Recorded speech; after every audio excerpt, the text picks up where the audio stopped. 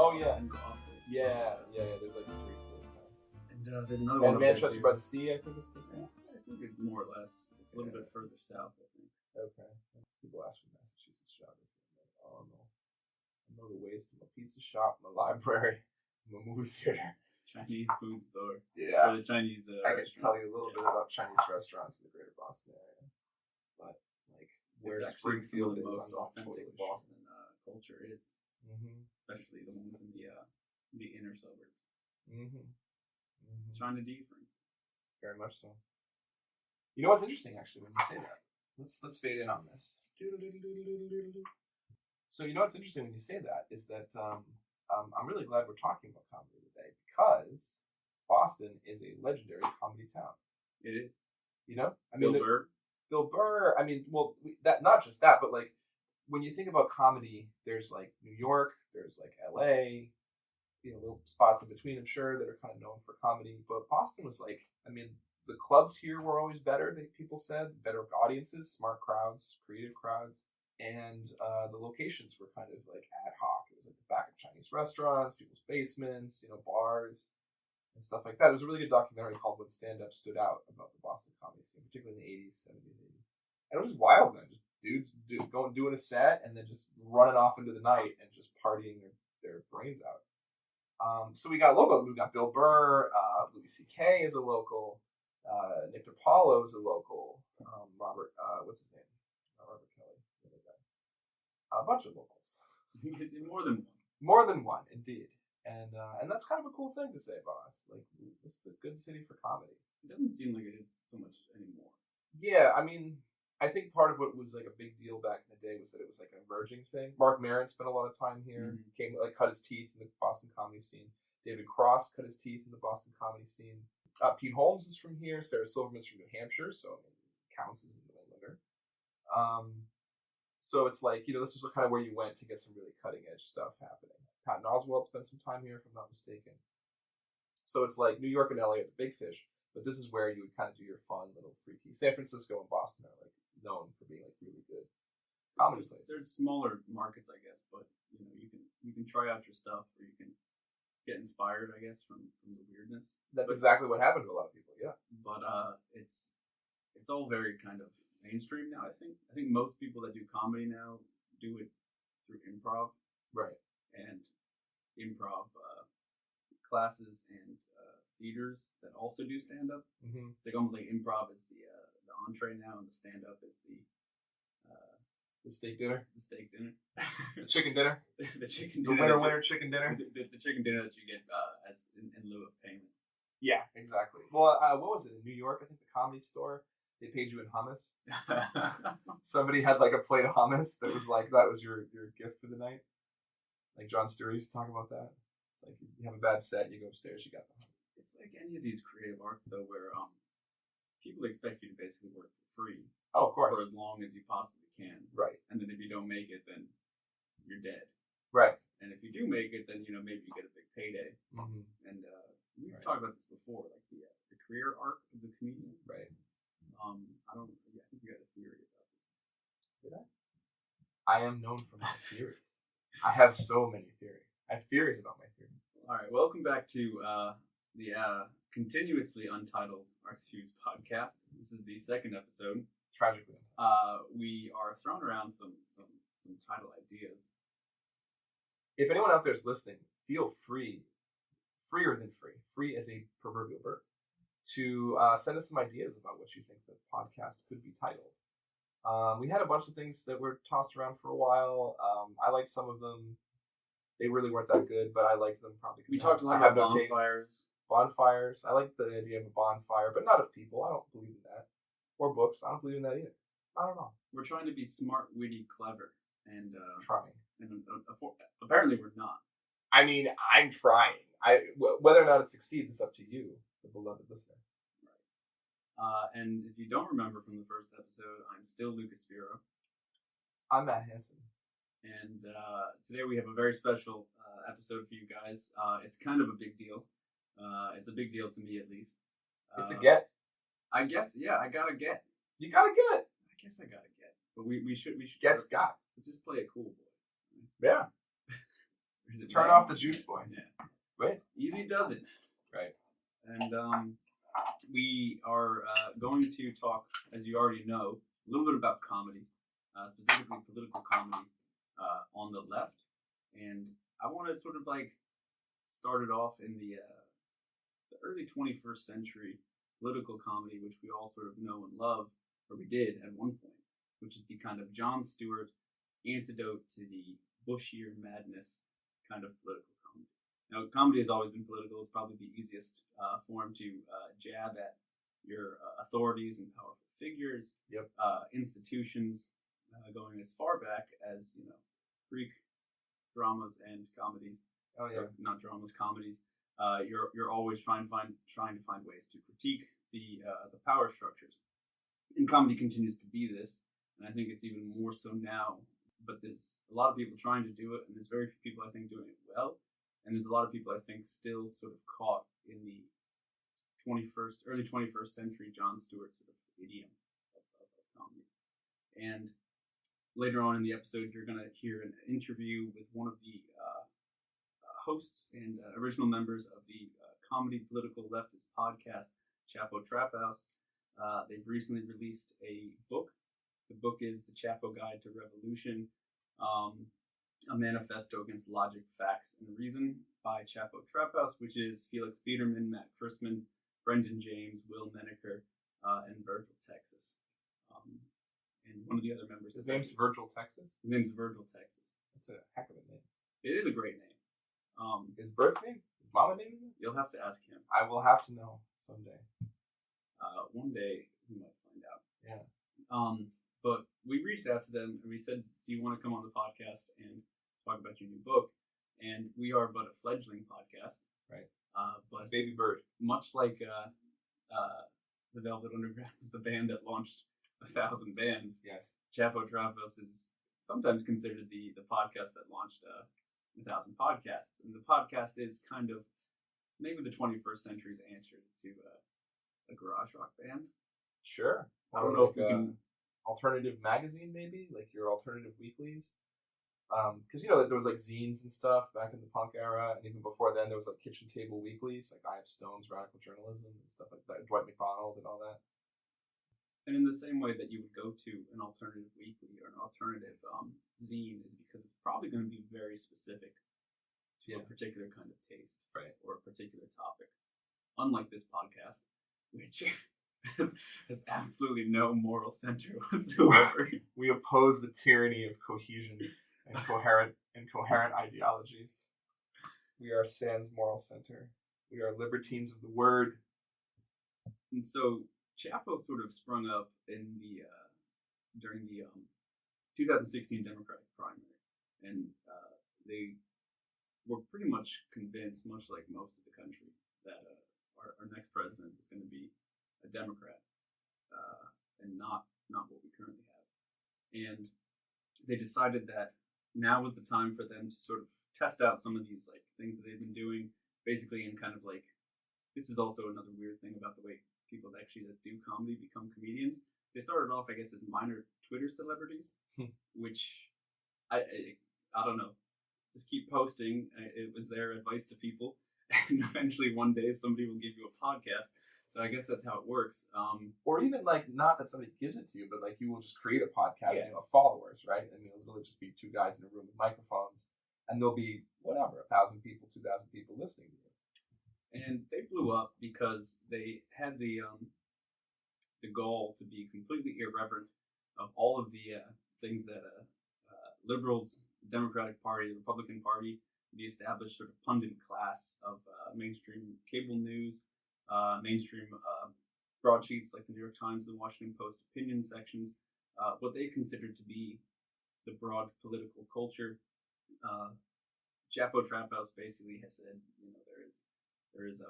there's nothing sacred in this realm, and it all sucks, and it's time for us to sort of either force the issue about moving to the left, and or just accept that this is the crappy system that we have.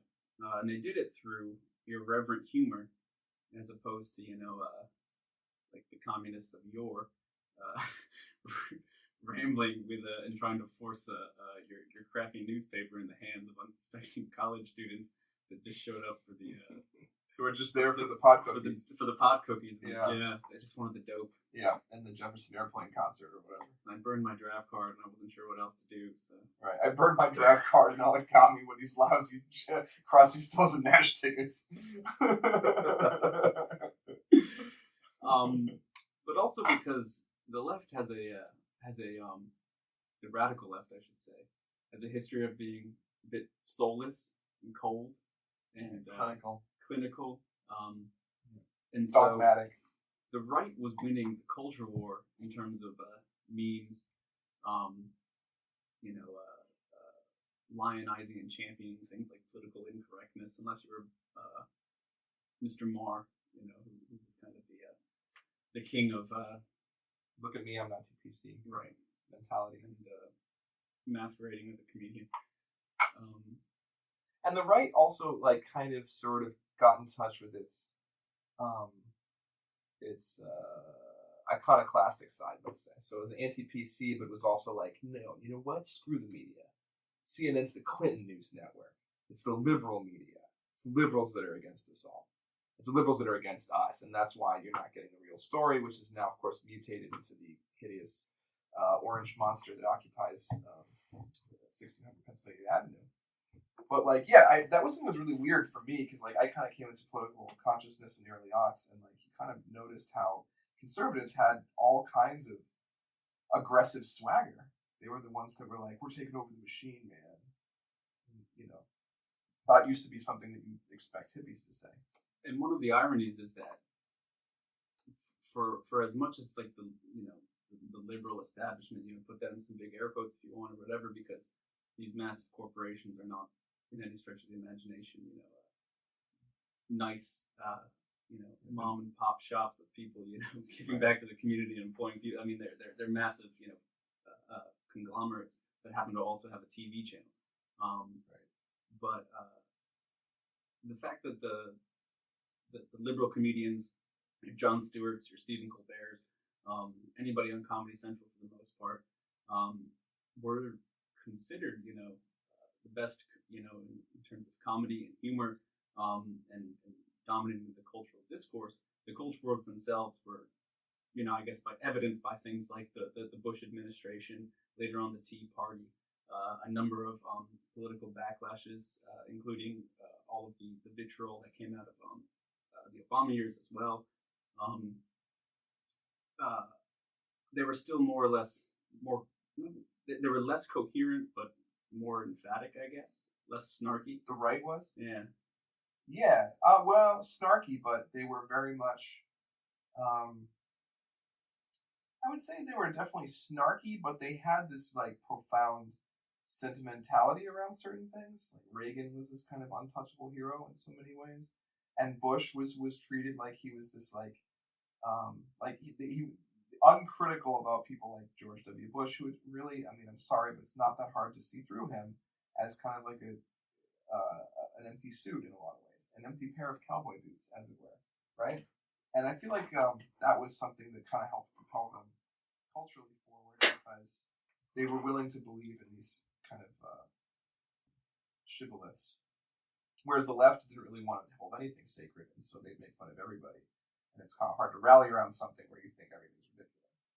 Unless you did it from left of what was left at that point, which is kind of where Chapo Trap House is now. And it's interesting because now it's the shibboleths of the liberal political establishment class that says to people like Chapo, no, you're ruining elections. You're actually helping the other side. We don't understand when you're being ironic. Which to be fair, sometimes irony does have its limits, and you do have to put yourself in a position to have a real optimistic political project. But when so many people who are these kind of younger, disenchanted, debt-ridden millennials watch their precious political systems, or what they're told are precious political systems, from much older people writing in things like the Washington Post and the New York Times and Politico and talking at them from MSNBC and CNN, if they even watch those or read those publications anymore at this point. The younger generations, that is, and don't just share memes that they take as truth. Then what was I going to fucking say? Well, it's interesting that like the kind of like juice that Chapo has now culturally is that it's really tapped into something that I think has been kind of vacated since Jon Stewart left. It's kind of picked up in some ways. I mean, I hate to do the shameless plug, but I did write a big piece about Jon Stewart for the Fuse back when he retired or left the Daily Show. And my whole thing was that he was somebody who made progressive, liberal, leftist, whatever you want to call it, politics palatable to me, because I was just 22, 21 years old. I was in college. I'd never really been all that political before that. And then he made it accessible to be able to think about these kinds of things in a funny way and in like a welcoming way. This is very intimidating when you don't know about what the capital gains tax is or American foreign policy or something. These are big topics and like really smart people argue about them. And if you don't feel like you have that kind of background, then you're like, what is all this? And you kind of want to walk away.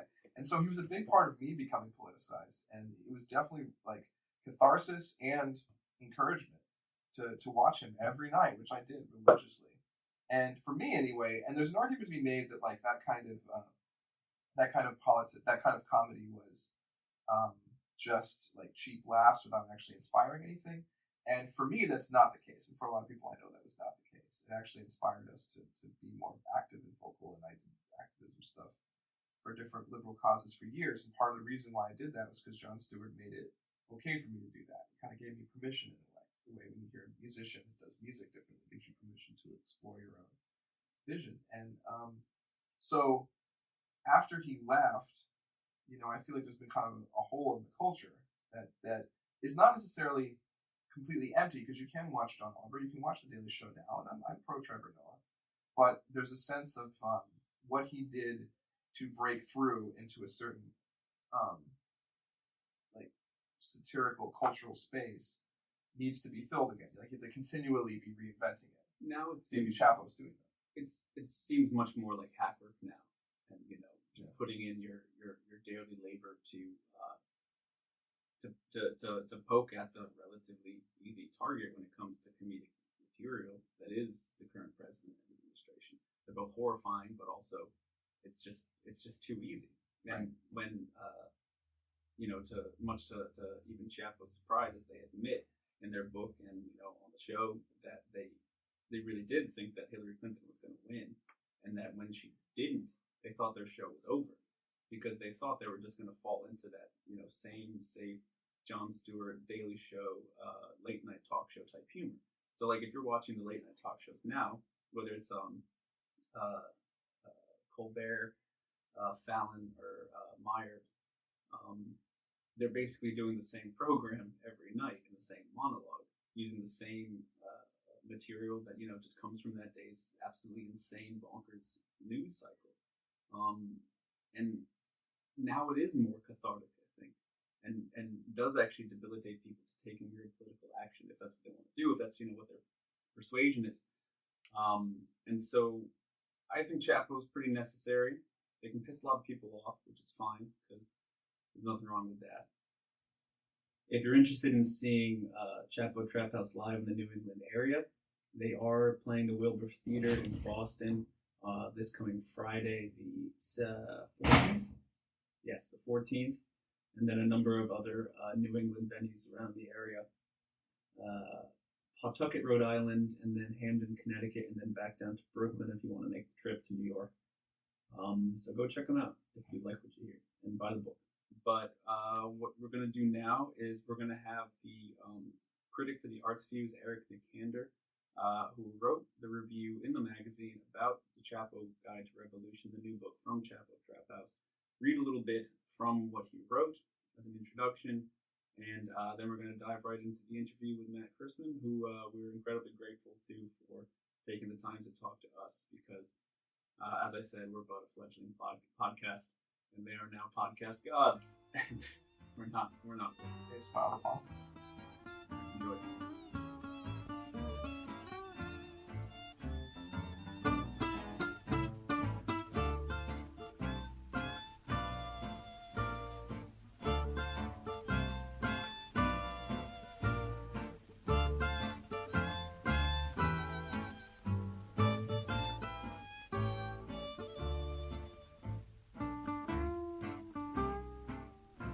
First off, for those whose brains haven't yet been boggled by the internet, this book was not penned posthumously by a Mexican drug lord.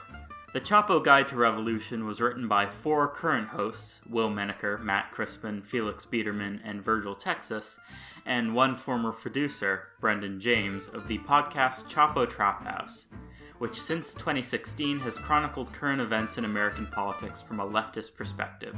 The podcast scorns conservatives' efforts to transfer wealth upwards from average Americans, as well as establishment liberals' impotent efforts to stop them. Some critics deride the program for its ironic tone and reliance on in-jokes, but others, including me, find the show's irreverence bracing and hilarious, its political analysis fresh and shrewd.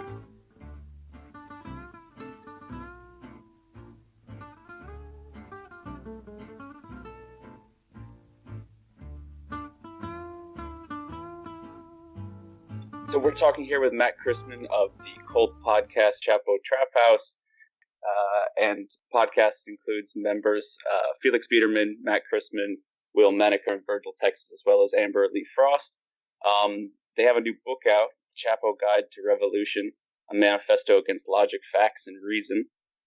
It's recently become a bestseller on the New York Times list, which is pretty incredible. And it's got excellent art by Ellie Valley, who's the creator of Diaspora Boy, as well as John White. Matt, thanks a lot for being here with us. Thank you for having me. So I was wondering if you would want to talk a little bit about kind of the process of writing the book itself, of how you kind of produced one coherent product with 5 different authors, and how you tried to, I guess, capture the spirit of the podcast in book form. It was a combination. One part of the book was written in that we would just assign people things that we thought they had a specific take on and wanted to work out. I had a hard time with that. I really couldn't take the assignments. That blank page was very intimidating to me. So the other main way we did it is we would just talk subjects out at a table. We would just sit around the table and say, okay, what do we want to say about this? And just sort of like a podcast creation, in that we would sort of talk it out, and in the course of the conversations would sort of generate points and jokes and structure, and then we would just take notes as we talked, and then eventually one of us would volunteer to sort of put meat on the bones with the prose. But that was the main way. It was actually very collaborative that way. That shows there are a few sections where I have an idea, just being familiar with the show and what you guys are sort of interested in individually. I get a sense of what person might have driven a couple of the sections, but for the most part, it does feel really kind of cohesive. Yeah, that was a big concern. We didn't want it to sort of be lumpy and uneven. Right.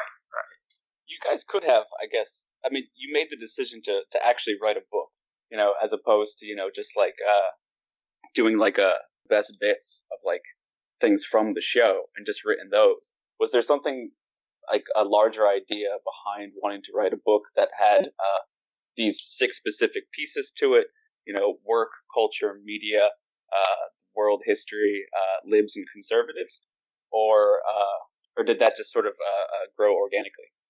Yeah, I mean, the original concept for the book was more complicated. It was supposed to be sort of a revolutionary guidebook in the model of like Gaddafi's Green Book or the Little Red Book, and then there was going to be marginalia from like the FBI and something. It was going to be a much more high concept thing.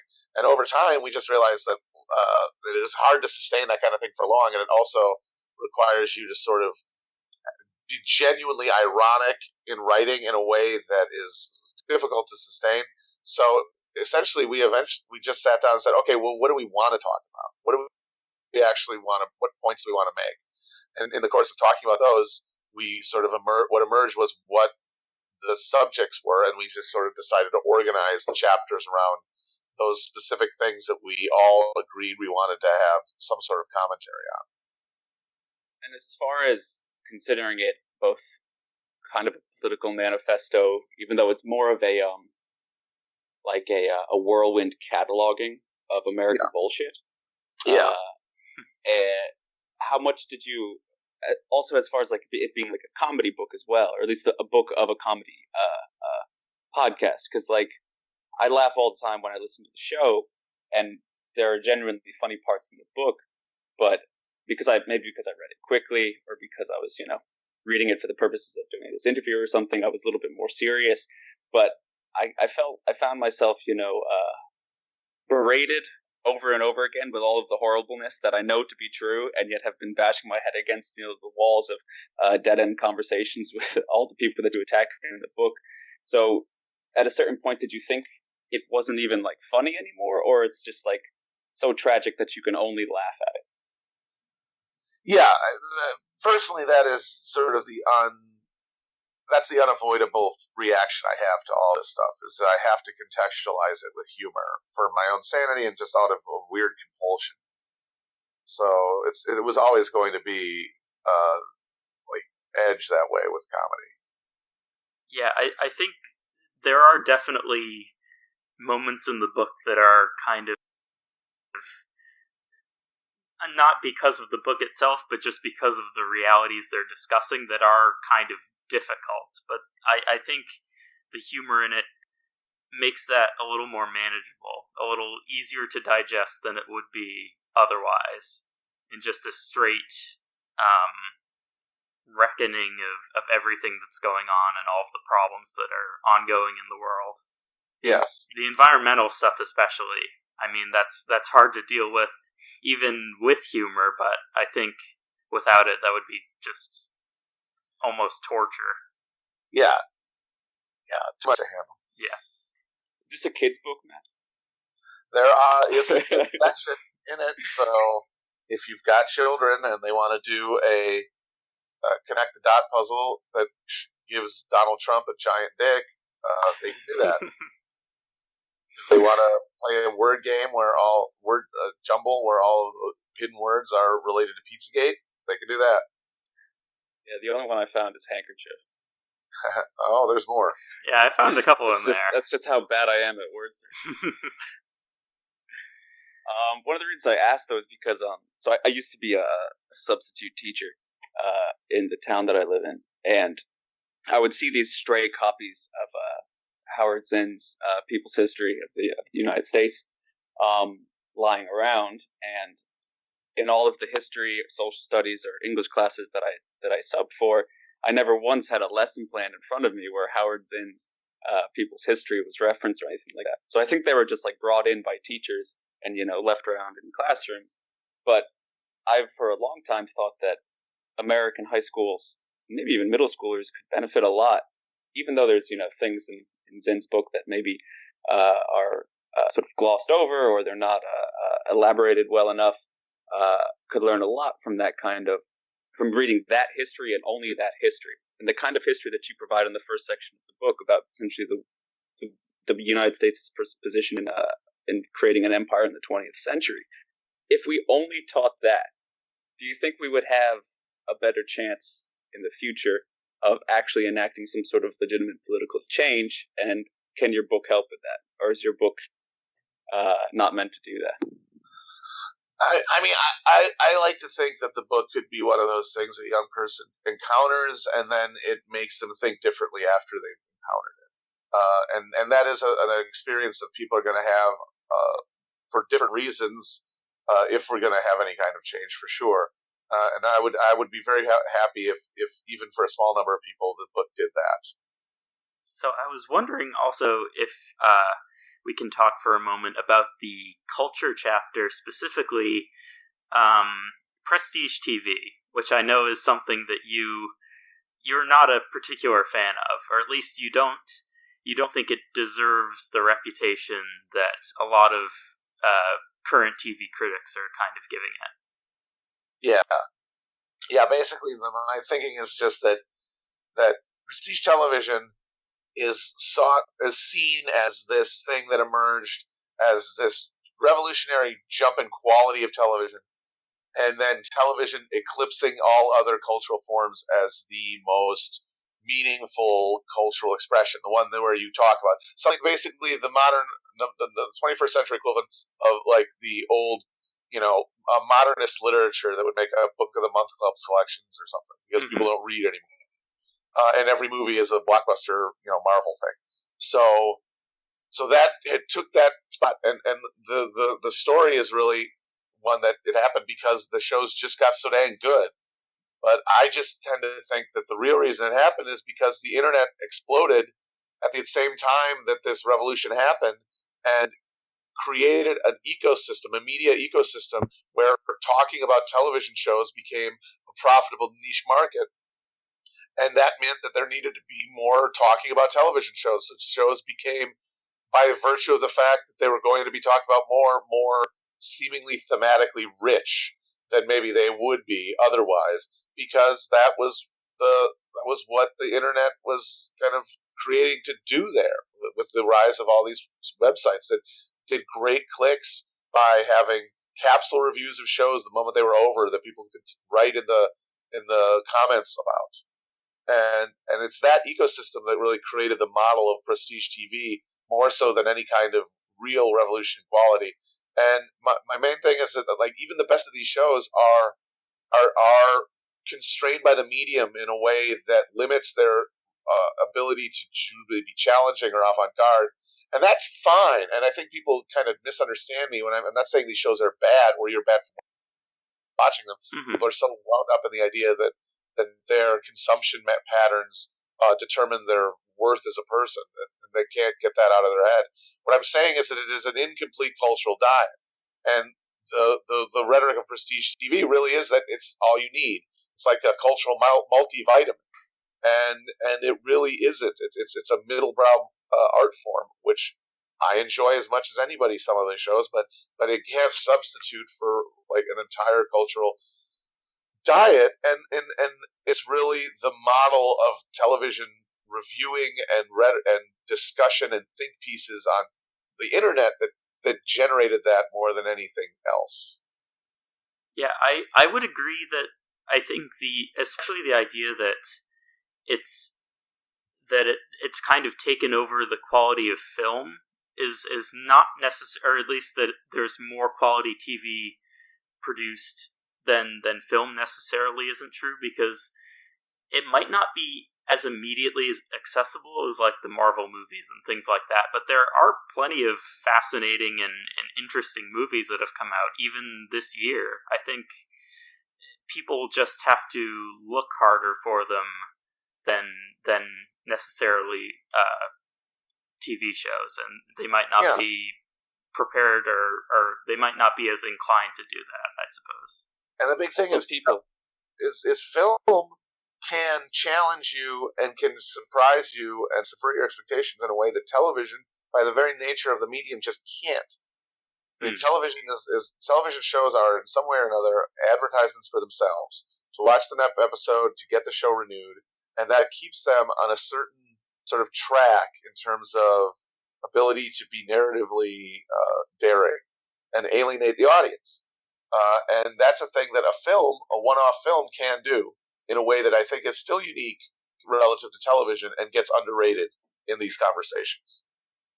Yeah, no, I think that's totally fair. I mean, you don't want to turn off your viewership with one really strange episode if that's not what you're known for, but you can go for like a weird downer ending in a movie that can leave an impression. And right, exactly. Doesn't require any further commitment. Exactly. Yeah. I mean, like, other than like Sopranos, there aren't really that many surprise endings to TV series, right? No, most shows want to kind of give the audience a satisfying send-off because there's that intimate relationship with television, whereas movies, I think, can be meaner, which I like. Yeah, I personally love when I leave a theater, and the most recent time it happened, I don't know if you saw the film First Reformed. I did. It ripped. But it was the best ending I thought it could possibly have, because everybody starts grumbling when they leave the theater, and and I've been like hooked on this idea that, you know, like we need a new sort of like Brechtian moment in art and media where it really doesn't fucking matter how the movie ends. It matters what you do when you leave the theater, and how do you balance not being completely didactic and propagandistic with a good quality film or compelling narrative that actually does change your perspective on something, or invite a new thinking about something that you didn't think about before. Yeah, absolutely. Yeah, that's getting underrated, I think, because people want to dissect shows schematically and just turn them into puzzles to be solved, and that's, I think, a unique emanation of that whole genre. We need more contempt for audiences. Absolutely, little piggies. Where's the next Godard? Who just makes 10-minute long scenes of people sitting in traffic. Yeah, I mean, I would say that that like the one, I haven't watched it, but from what I gather, the one show that sort of fits that actually hits that is the new Twin Peaks. But that is honestly, that's a movie guy. That's Lynch. That's a filmmaker being basically given permission by a television studio to just basically do what he wants after having accrued an entire lifetime of goodwill. It's a very sui generis phenomenon, and I think the reason people freaked out about that show, because it is unlike anything else, and its rarity needs to kind of make you pause when you think about television as a genre. Could you put that on network TV now, though? Because it was on what, ABC or NBC one in the early 90s? Yes, yeah. So I don't think you could put that show on network television in the 21st century. Because it's on Showtime now, I think, the new season, or the new... the main reason you can is because it's not based on anything else. I mean, that's the kind of sad, the funny, sort of ironic thing about the Twin Peaks deal is that, yes, it's this daring, formally explored experimental thing, but it also is the byproduct of the lack of new ideas and the mania for just rebooting and bringing back things audiences are familiar with, because you're sort of guaranteed eyeballs and conversation in a way you aren't by introducing a new thing.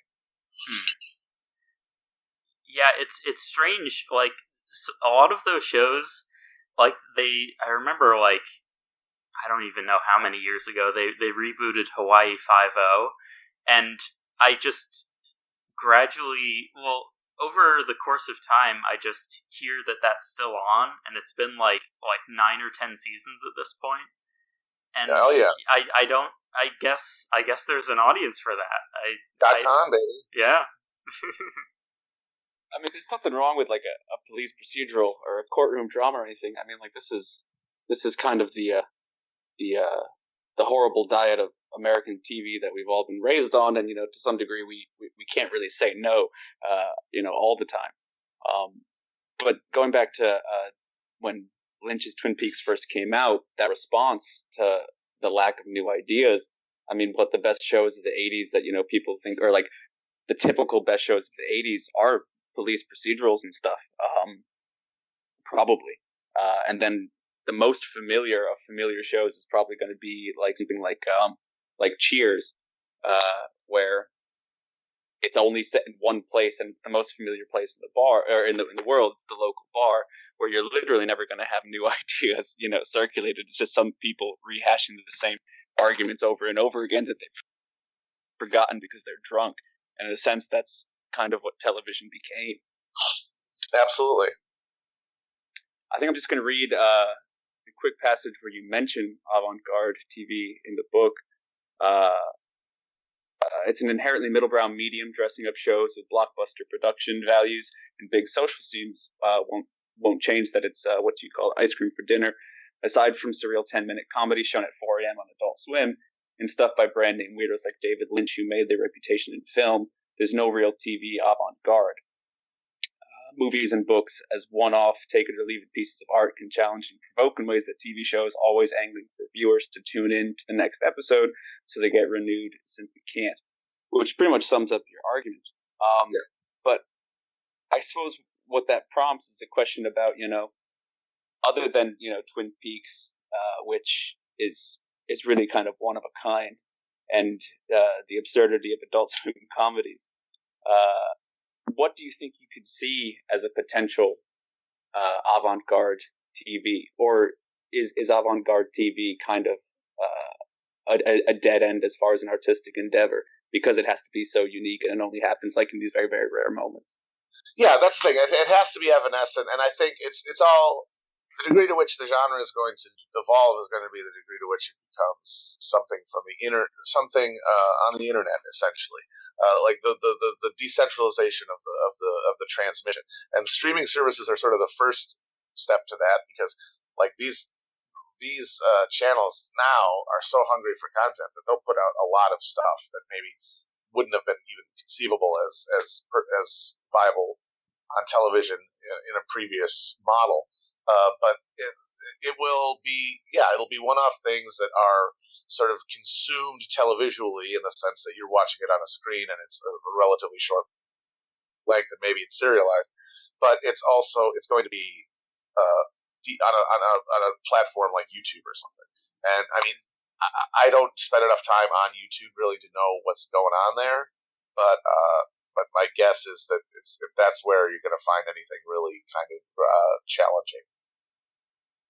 I think you guys feature Vic Berger on your show every once in a while, and that's kind of like I think a lot of that kind of content has come out of like what might be a latent Adult Swim generation or something, where you have shows like Tim and Eric or whatever, where they are intentionally going for the aesthetic of the public access, television. People literally trying to do what they can with what they have, and because everybody has so much more access to simple software and programming and equipment, it makes it much easier, I guess, for anybody to do that. But I don't know if the distribution channels or if the larger culture is ever really going to sustain a really challenging, YouTube avant-garde medium. Yeah, you could just watch tutorials on makeup or whisper videos. Yeah, seriously, the future is Asmere.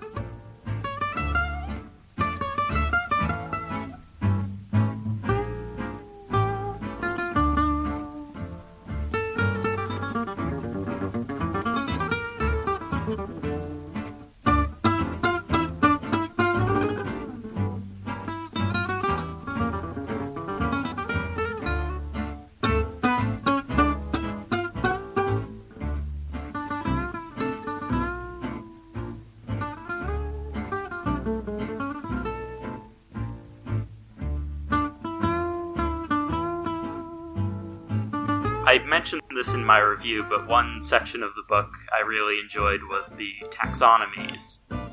And I found that very, very relatable. I mean, the artwork was incredible from Ellie Valley, grotesque in the best possible way for portraying these grotesque people. And yeah, I was wondering if you had any of those in particular that you think, I guess, are kind of new apparitions and things that we haven't really seen before? I mean, some of them are probably the YouTube logic guy and his cousin, sort of the Keck Lord. Those are really pure manifestations of internet culture that has emerged in the last few years and wouldn't really be recognizable to people even 10 years ago, maybe. Yeah. So those ones for sure. That could actually be the new frontier of YouTube entertainment, the 3-hour right-wing video blogs. No, they are. And the fact that people sit and watch them is just baffling. Yeah. It really does show that people have a different relationship to that stuff than I can imagine with media in my life. It goes back to the section in the book about essentially the shitty state of journalism and print media, especially because now everybody is like they're either ridiculously skeptical about whatever the media it is that they're consuming, that they're willing to spend 3 hours listening to a guy reaffirm all of their nonsense assumptions, or they want a quick take that everyone's going to look at in what is considered an established medium to reaffirm, an opposing view to whatever the person watching the YouTube Logic Man wants to hear. Yeah. I mean, people are just creating their own parallel universes, really, where and they're just. I think that the emergent trend of people willing to sit there and watch someone talk for 3 hours into the camera, I think, really is just a product of people being crushingly lonely. That to me seems terribly tedious, but if you don't really have a lot of human contact, a person looking through the camera at you and talking to you can kind of feel like something close to a friendship. Yeah, I feel like the rise of video game streaming kind of is sort of hits at that idea as well, because I feel like even a few years ago, the idea of watching someone play video games was not really considered that entertaining or viable as like a career path for a lot of people, but it seems like there is a desire for that, to just watch someone's life in some way. Yeah, but you know what it is? People say, why would you want to watch video games? But that's a thing people do when they're kids, right? You go over to your friend's house, and you don't have enough controllers, so one or two of you sit and watch the other ones play video games, and you shoot the shit. And that is an experience I think people want to replicate, because they're getting older and they don't have those friendships anymore in their lives, and they want to recreate that sense of camaraderie. Yeah, that makes sense. That's what I used to do when I was hiding from my parents when I was stoned. I used to watch my brother play video games. I also sucked at video games, so I didn't really want to play anymore. I suppose if we're going to talk about video games, we should probably have Virgil or Felix on to defend the new digital media. That's true. We don't want to be too unbalanced. No, he's very bullish on it. He is basically a transhumanist at this point. Everything will be Twitch. There will be no other media. There will be no podcasts, no films, no television, no YouTube anymore. Everything will be Twitch. Wow. Everyone will be streaming and watching streams at all times. And we'll never have to go anywhere or do anything. And it'll probably be a much more peaceful world, except for the alienated labor source that's kept out of view. Yeah, that's always the tricky part. Yeah. Or maybe streaming's kind of a new emerging medium. Maybe we can find some way to get that regulated in a way that hasn't been in the past for a lot of industries. Or unregulated. I mean, like, unicorn ride's pretty important if, there's some kind of direct action going on in the other part of the country and you're not really there to be involved, and you want to, show police brutality as it's happening. Oh God! Now I'm imagining a horrible future where a cop is committing police brutality while getting gold in the chat. Oh shit! People are tipping him while he's doing it. Okay, maybe this is just a bad idea then. That I don't understand. Yeah. I wanted Felix to come on and explain V-Bucks. I don't know if you know anything about what those are. I don't really. Yeah. Apparently, it's something that you can do in Fortnite, and I think it's a scam. But I don't understand any of it, because I watch their streams sometimes, and they get these things. They're like, oh, thanks for 500 quatlus or whatever the hell it is. Yeah. I don't know what it is, and I know it's not money, but it has some sort of monetary equivalent. I mean, what's the exchange rate? Is it Bitcoin? I don't get it. I don't know myself. I have no idea. So I guess we can sort of switch to the reception of the book. We kind of touched on it before, but how the book has been received by traditional outlets. Slate had you on their podcast, I believe. Yeah. And does it feel kind of odd being, since your book has done so well, is it odd kind of being among the outlets that you so often kind of criticize and poke fun at? Oh yeah, no, it's very weird. Going into the Slate offices, going to WNPR in New York's in Manhattan, it's very surreal. And it's interesting, but it's interesting hearing the questions, because there is this you spend sort of, your time in this echo chamber where all the stuff you're saying just seems manifestly true and almost self-evident. And to talk to people for whom it is absolutely insane gibberish. The interviewer for the Slate podcast said that here in Washington, people they hear you guys' name, they get very angry, and they're convinced that you're going to blow it. You're going to blow the midterms for the Democrats, and just to know people are out there thinking about us in those terms is kind of cool. I have to admit. I was pleased to hear that we are spoken of in hushed and trembling tones in the corridors of near power, I guess. Yeah, that's kind of impressive. And just the fact that you picked the most absurd name as well, and so people are literally talking about the threat of the Chapo Trap House. Yeah, that's why we really wanted to name the book Butt Crappin'. Yeah. It was going to look just like Hillary Clinton's cover, but it was going to say Butt Crappin'. And then everyone was going to have to say Butt Crappin' in their reviews and stuff. Now, as it stands, though, what I'm enjoying is hearing people get really mad at the subtitle.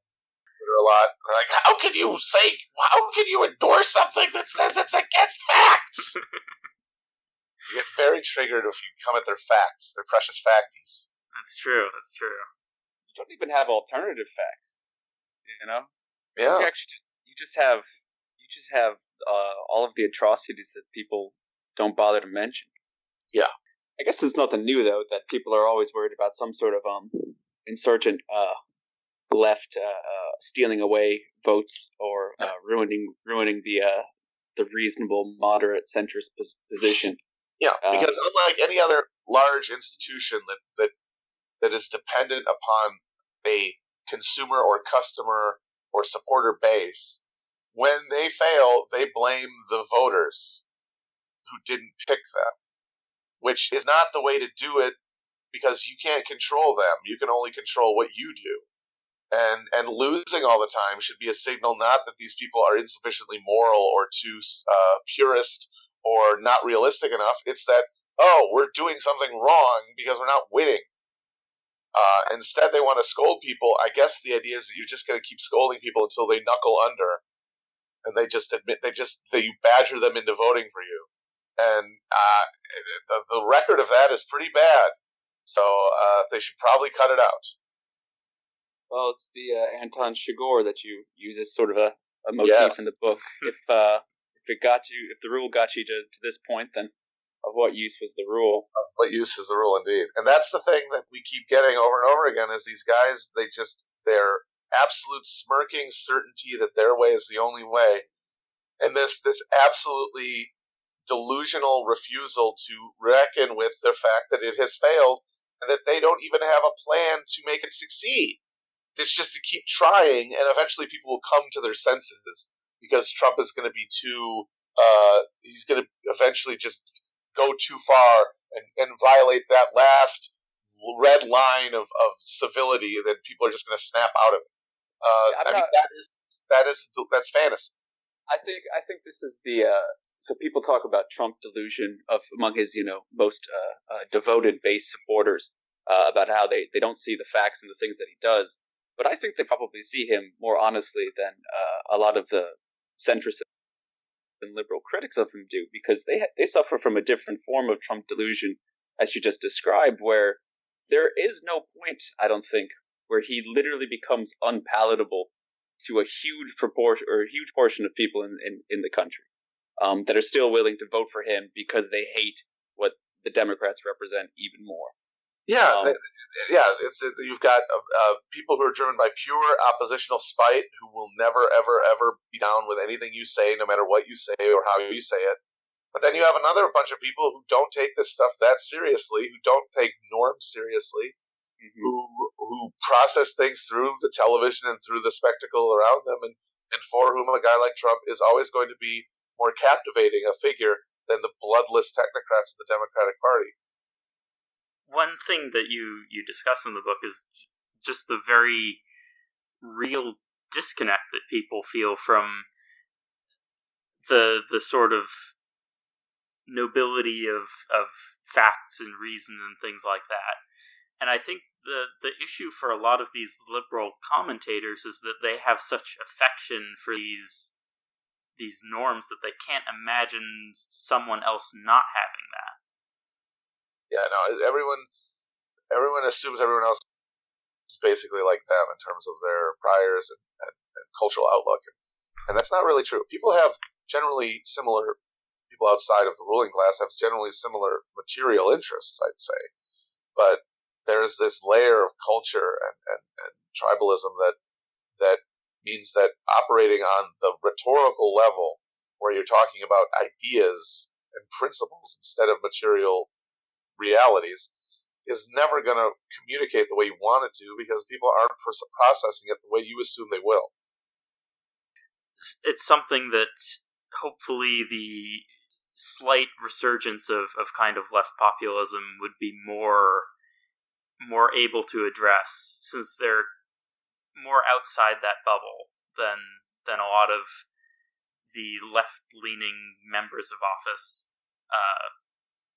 as left as they go, are really accustomed to.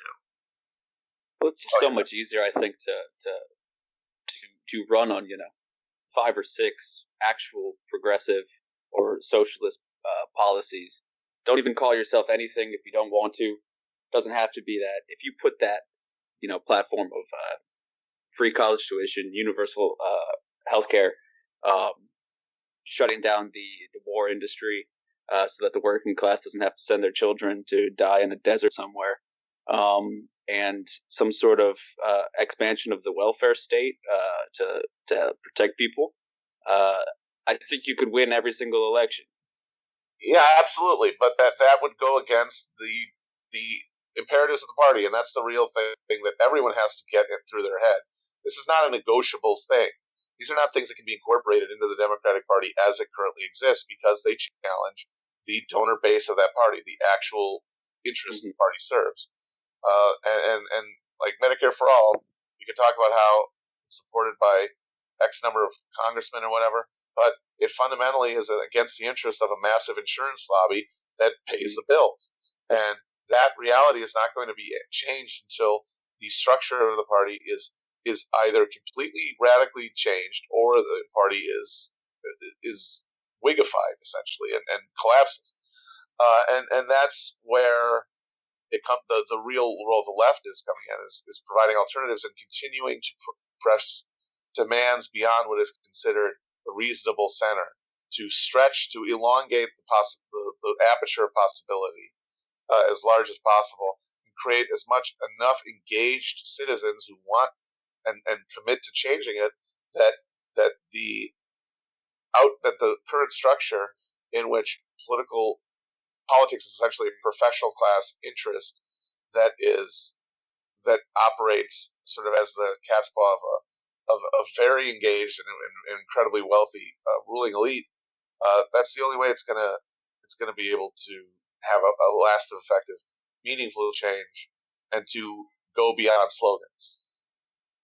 And so, I suppose what that brings us to is, I mean, for those of us that are a little bit active, whether or not it's, anywhere from like the Sanders wing, the Democratic Party, to DSA or something like that, which is kind of like, it's having its revived moment, I guess, because of what happened in 2016, and a lot of what I've noticed about stuff that the DSA is doing or something like that, I don't know if it's getting beyond the actual either changing or dismantling of the structure of the Democratic Party, and it seems like a lot of people are sort of trapped in a kind of reluctant entryism, which I consider to be more or less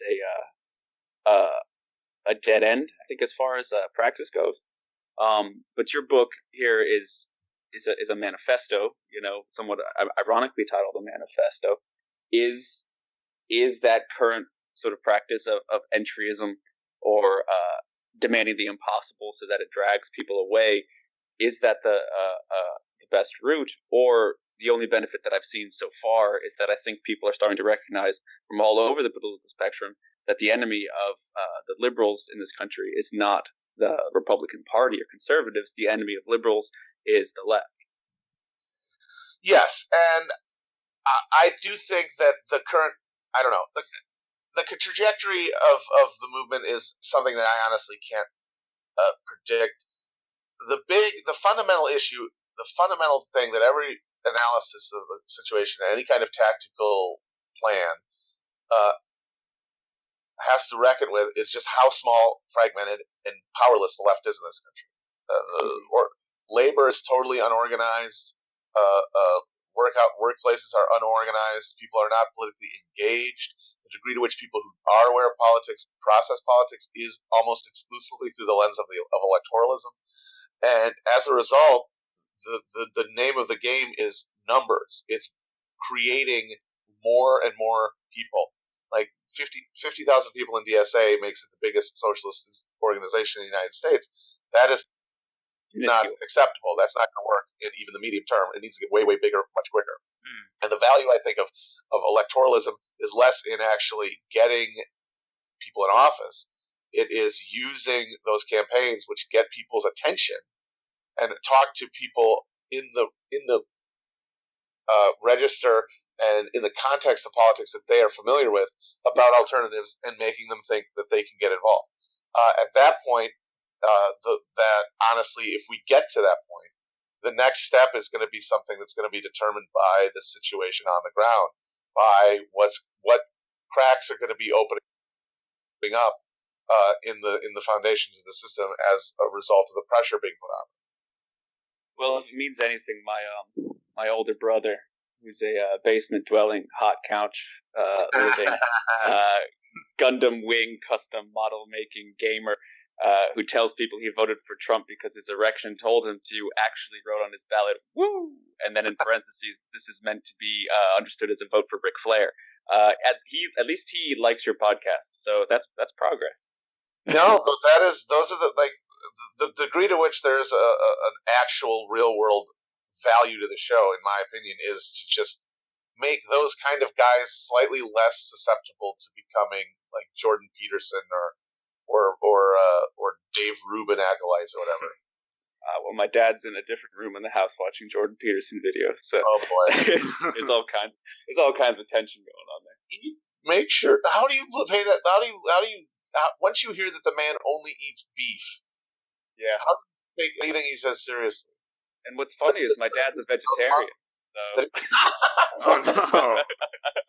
Guy's put in a month-long fugue state because he drank apple cider. This is a crank. He should be on a park bench with like a newspaper insulation in his clothing. Oh, it was apple cider? It wasn't even like hard cider? No, it was just apple cider. Oh my god! Yeah, I think the fault of Jordan Peterson is actually the fault of a bunch of people who he pissed off, elevating him to a status that he never should have had. I mean, yeah, that is the nature, that is the dynamic at play now in all political media is because the cultural terrain is really all anybody feels like they have any power to influence.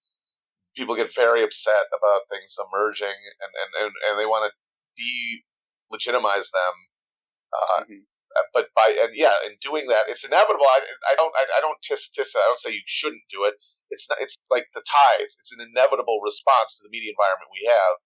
And then once that reaction is provoked, then people now are going to flock out of oppositional desire to trigger the libs, as it were, and then they're going to listen to him. I honestly do think that in the even medium term, his influence is going to wane because he is, to the degree to which he sort of resists being a genuine alt-right guy, he's resisting the trajectory of sort of the reactionary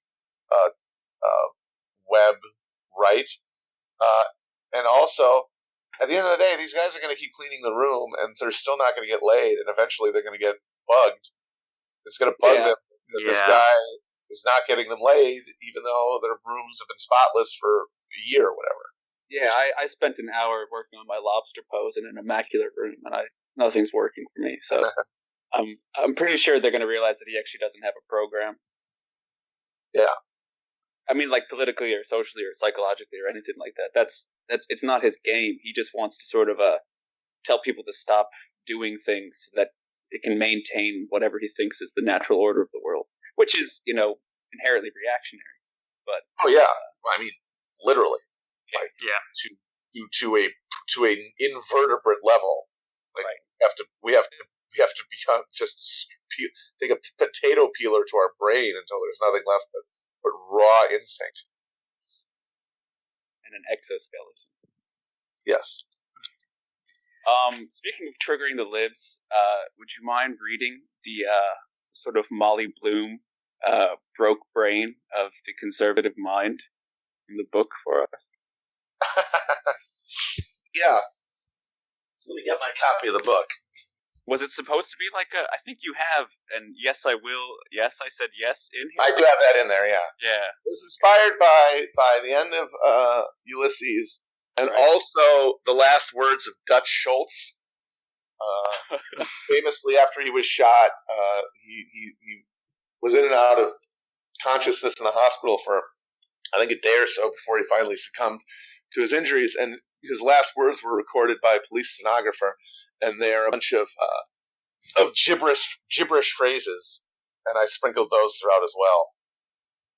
I'll start with the chapter that it begins on, talking about how the first election of Obama was just a violent attack on the psyche of American right-wingers, and then the only thing that kind of kept them going was the knowledge that he was going to be defeated and humiliated in 2012. And then when that didn't happen, so the last threads of reality broke.